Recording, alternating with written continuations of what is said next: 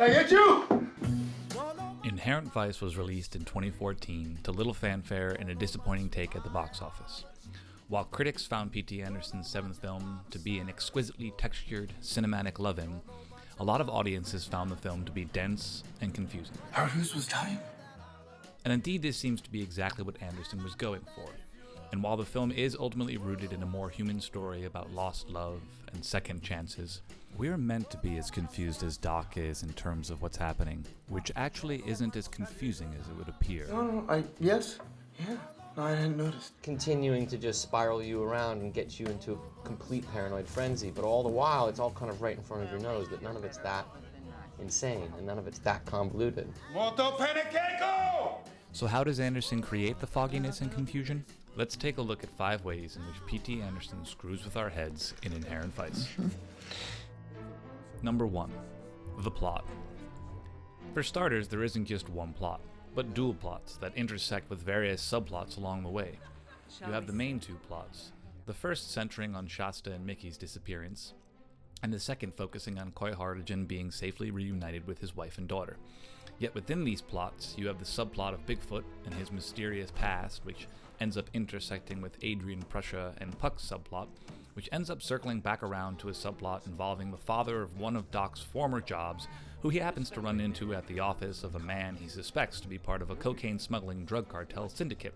And that's not even the half of it. Number 2. Fucking? Fucking? Language. Anderson's use of language oftentimes creates an additional layer of fog in certain scenes, through the use of colloquialisms and idioms. Package, I guess. He's a worksheet of plastic. Bound to have his series canceled sometime. Contradictory information. And your husband is? Dead. I'm supposed to be dead. Oh, there's also a rumor that you're not. It's an ancient Indian word that means serenity. It's not Indian, it's ancient Greek. Well, what is it? A band? It's a boat. A boat. Meet the schooner Golden Fang. It's a syndicate. Most of us happen to be dentists. Syndicate of dentists. I think I've heard of that happening once or twice. Number 3. Manipulation of time. Aside from the more traditional use of flashbacks, the film uses collapsed or compressed time in a number of spots, like here. Then after World War II, she was bought by Burke Stodger.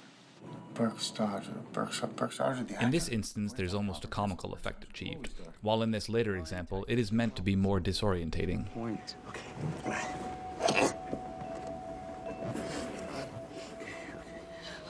I'm actually gonna have a heart attack. Actually, my heart is racing like a little. What? Yes, sir.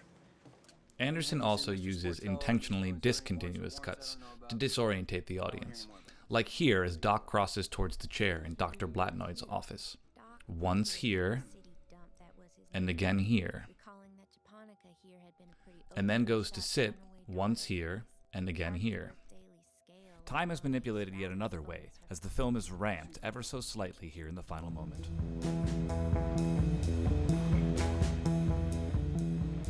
Number 4. Music. P.T. Anderson is well known for his more recent collaborations with Johnny Greenwood, and Inherent Vice marks another stellar score from the Radiohead Everyman. Unlike a number of needle drops and its fair share of diegetic music throughout, which are more straightforward in their emotional manipulation, Greenwood's score is generally utilized to create various shades of tension, uncertainty, and even dread throughout the film.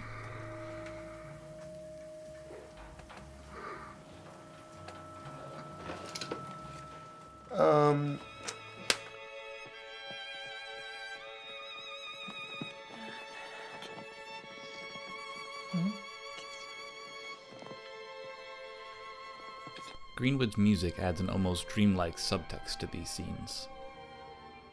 In this scene, the music takes center stage as it builds to an eerie climax.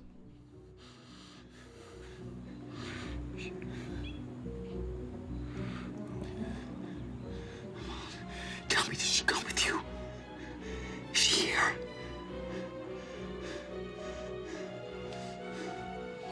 Mickey, where the fuck is Shasta? Go away, little hippie.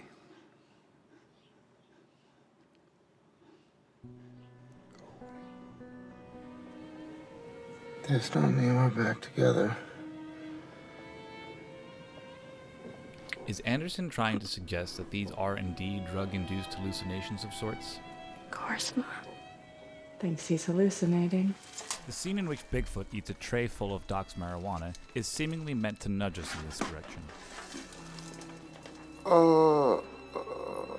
Which leads us to our fifth and final way in which P.T.Anderson screws with our heads in Inherent Vice. What's up, Doc? Number 5. Suspension of disbelief. Anderson pushes the limits of believability ever so slightly, so as to be ridiculous, yet believable. Are we meant to believe all of these things are actually happening? I'm sorry.